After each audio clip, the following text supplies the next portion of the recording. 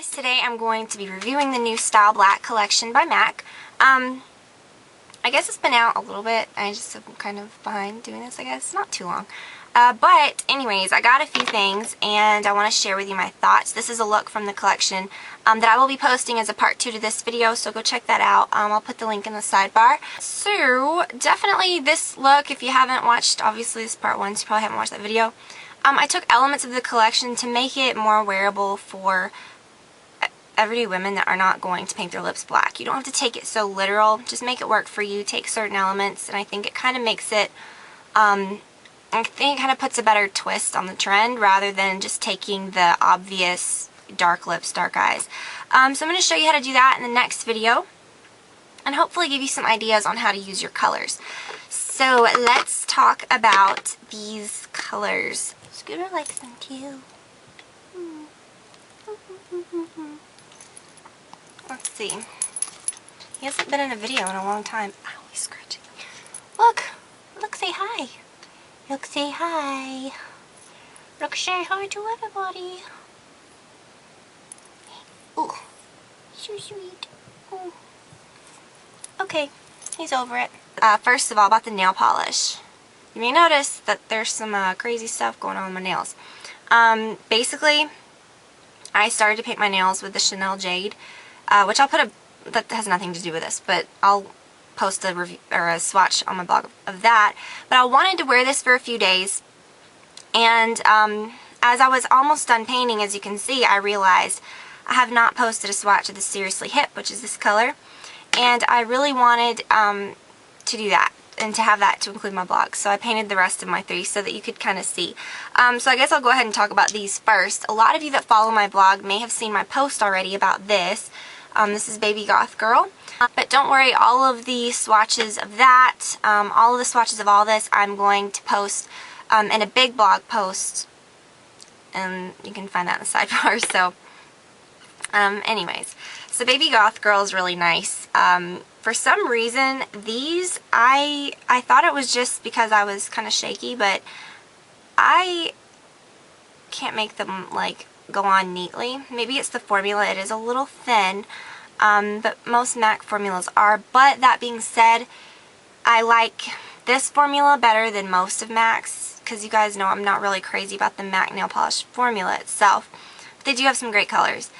So Baby Goth Girl is really nice. It's like a black with a lot of burgundy, like purple flecks. I was expecting something kind of different. It's almost like burgundy and gold. I was expecting pink and purple. It's not what it is, but it's pretty anyways. And then Seriously Hip is kind of a greenish gold. I like it better, and that's what's on my nails right now. Really, from a distance, these look black. I mean, it just does not show up that well. Which I kind of like. I think it's kind of interesting. But then when you get up close or you're out in the sunlight, it really shows up, and you can really see that better in the pictures, hopefully. Then, I'm going to talk about the lip stuff, just really quick. I got the 3 glimmer glasses. I got this one, the black, that's called Blackware, this one that's called Black Fire, and Bling Black. Out of all of these, Bling Black is probably my favorite and I think the most wearable. Now, that being said, this collection is not all about wearing straight black lipstick, wearing straight black lip gloss. You can mix it with different things and make it work for you. If that's too much trouble, or if that's just, you know, not what you're into, then I'd probably skip on this. I think I probably would have skipped on some of these. I mean, if you were really like wanting it for artistic purposes, I mean, there's other products that you can get. But I'd say the black, this very black one, yeah, it's not something that I would wear on its own for sure. I would definitely pair it with something else. The Black Fire is what I'm wearing right now, actually over a pink lipstick, because I think that on me that kind of made it look more wearable rather than putting it over something super dark. And Bling Black is probably the only one that I would wear on its own. I like this one on its own. Now, Night Violet, the Mateen, I like this color. I would wear it on its own, kind of very sheared out. I'm not a big dark lipstick person. This is a great, great color. I think that if you're, if you haven't tried it, you should, just because it's amazing on certain skin tones. But I just don't like it on myself. Then my first instinct was to wear this with black fire on top of it, and it looked exactly like either on display or So This Season. So I thought, no, there's nothing really special about that. It's kind of a lot of trouble to buy both of these and do that when you can get the same effect from that. This actually does not show shimmer at all. When you swatch it, it does, but when it's on your lips, it's just nothing special. And I know that sounds horrible, but you really have to pile it on and pile it on and pile it on to get the shimmer to show up. And with this kind of formula, I don't like to feel like I've got sticky lips, you know? So that's that. And don't worry, the swatches are all on my blog. I'm not going to swatch all these on my hand. Black Night, if you are looking for a black lipstick for artistic value or to mix with other things, it's a good color. If you wear straight black lipstick, this might want to be something that you want to try. But you know, that's definitely not the only use for this. You can mix it with other colors. It is a good black.